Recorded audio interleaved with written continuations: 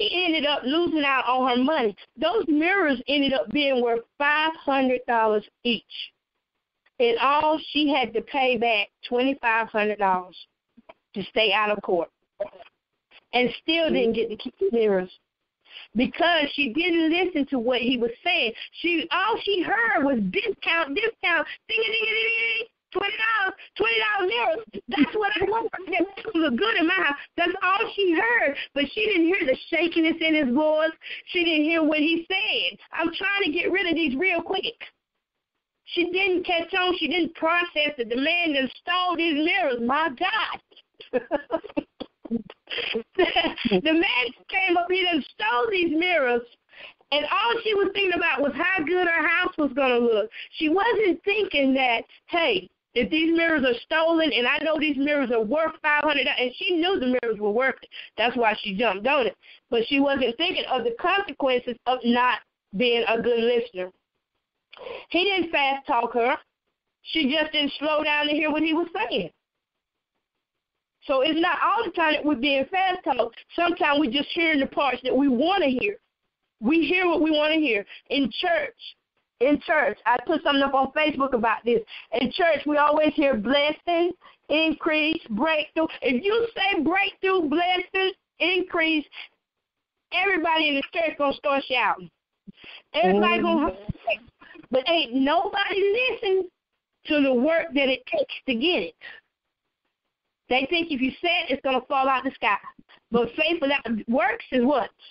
Yeah. Thank you. If you're not working toward it, if you're not listening to what God is saying, if you don't hear what God is saying and process what God is saying, then your work is going to be dead.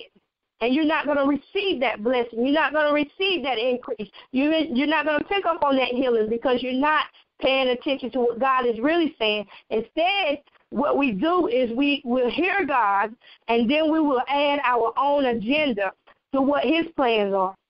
And then when it turns out that things don't go our way, we wait for the next sermon for somebody to come and give us a prophetic word or a prophetic message. And we do the same thing over and over. And in other words, y'all remember them seeds that we talked about last weekend in communication? Do y'all remember right before New Year's when we did the part one? And we talked about the different kinds of seeds. And in other words, whenever you don't listen, you can easily plant good seeds on bad ground. You can easily pick up bad seeds to be planted that will fall to the wayside. So by being a better listener, we increase, save time and money. And we also increase quality time. And when you can get quality time in there, good quality time. Do you know what good quality time is? When you can sit with someone and you just have a good conversation and you understanding me and I'm understanding you. We're connected. That is good quality time, and that makes you a lot happier in life. And the last two things is, being a good listener, you will be able to understand more, and people who you talk to will be able to understand you. So, summing up, we have to work on becoming better listeners. To sum it up, we have to just work on becoming better listeners, and we have to understand our patterns. Sometimes we can be sitting in a crowd of folks, and when we hear our name called, ain't that when you start paying attention? Mm-hmm. We shouldn't have to wait till our name is called to listen to what is being said, because we're missing out on valuable information and steps that need to be processed wherever we're at. Whether we're at church, whether we're at a Girl Scout meeting, or say if we're at the laundromat and see someone who is talking to us, we're missing out on pieces whenever we don't take time to listen and pay attention to the patterns that we have become accustomed to. We came accustomed to it. If you say, Jane, I'm going to look. But we need to start training our minds to listen to things that don't catch our attention. We have to learn how to listen to things that are boring. Otherwise, you're closing your mind to something that may benefit you in the long run. It may benefit you in the long run. Okay, does anybody have any questions?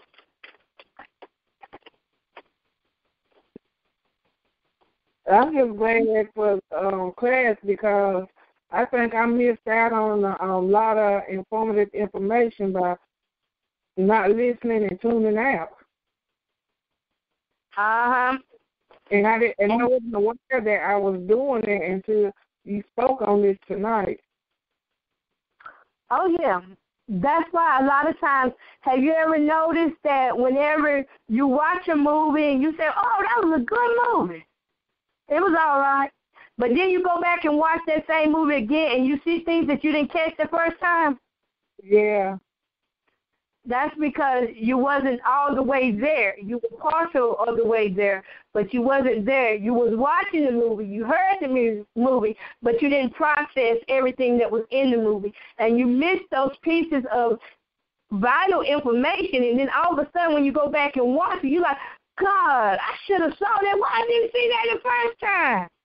You know?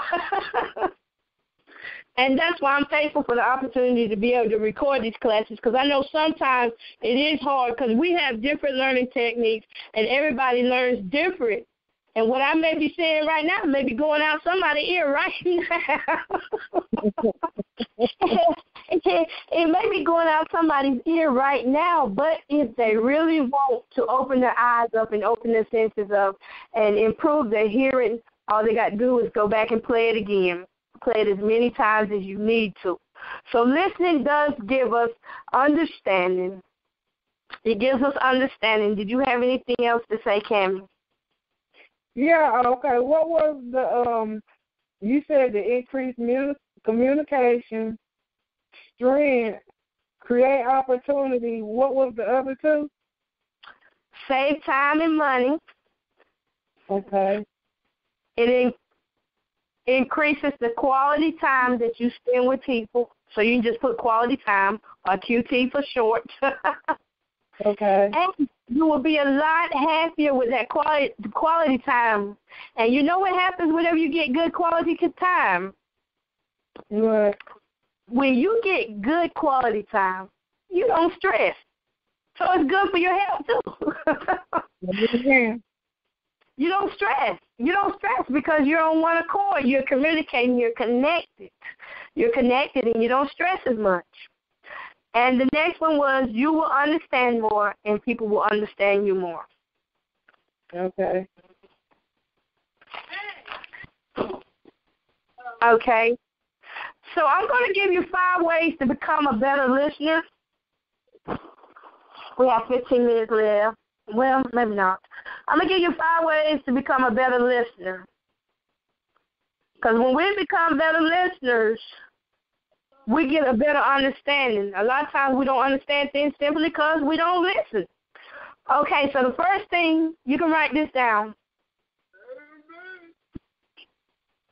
Okay. Is to practice taking 3 minutes a day of silence just to listen. Close your eyes and just listen.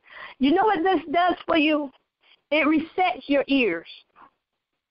Get somewhere quiet. It resets your ears so you can hear what the silence is saying. Silence is golden. If you close your eyes for those 3 minutes, it will take you to a place and just focus on the sound. It will reset your ears. That's an exercise for listening. The second thing is to go to a place where there are different people talking. You know, it can be a restaurant, some of your favorite places where there's just a lot of people and a lot of conversations going on. And sit there and see if you can channel out the sounds. Channel out the sounds. You know, like we talked about in the restaurant, you hear the pots and pans. Channel out the sounds. That will improve your quality of listening. The third thing is, I can't read my writing. What is this saying to me? Oh, okay, okay. The third thing that I like to call is rhythm. Pay attention to different sounds that have rhythm, such as a blender.